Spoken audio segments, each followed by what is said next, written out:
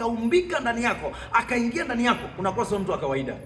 Ogopa kuwa Mkristo wa kawaida, ogopa kuwa mtu wa kawaida.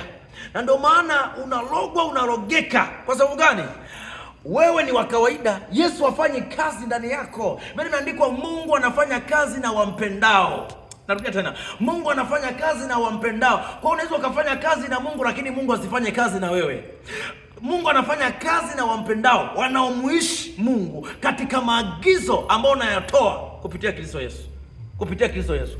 Kwa hiyo kuna watu ambao unaweza ukachukua, yaweza kuwa ni viashiria vya Kikristo, viashiria vya kusema kwamba hii ni nguvu ya Mungu, ukaweka mpaka kichwani. Yaweza kuwa ni msalaba, yaweza kuwa ni Biblia takatifu, ukaiweka. Kwa sababu hata Biblia unapoichukua, usipoitakasa na kuiombea, unaweza ukaisoma na usielewe, ukawa unaishia tu kusoma kama gazeti. Unatakiwa uwe Mkristo moto. Mchawi haogopi kwa sababu ya jina Mkristo. Shetani haogopi kwa sababu ya una viashiria vya kiroho ambavyo umelala navyo. Shetani anaogopa mtu mwenye moto, mtu mwenye moto. Huwa ninakuambia kitu kimoja, unapokuwa na moto ndani yako, ama unapowasha moto kwenye msitu,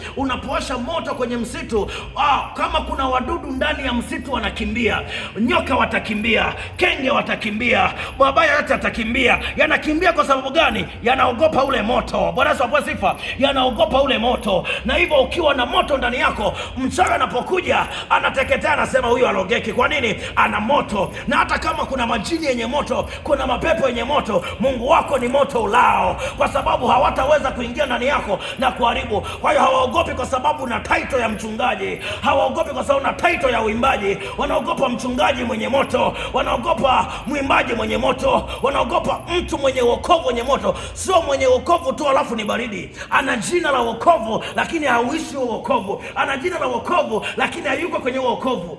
Utapigwa na utapigika. Nacheka. Utapigwa na utapigika.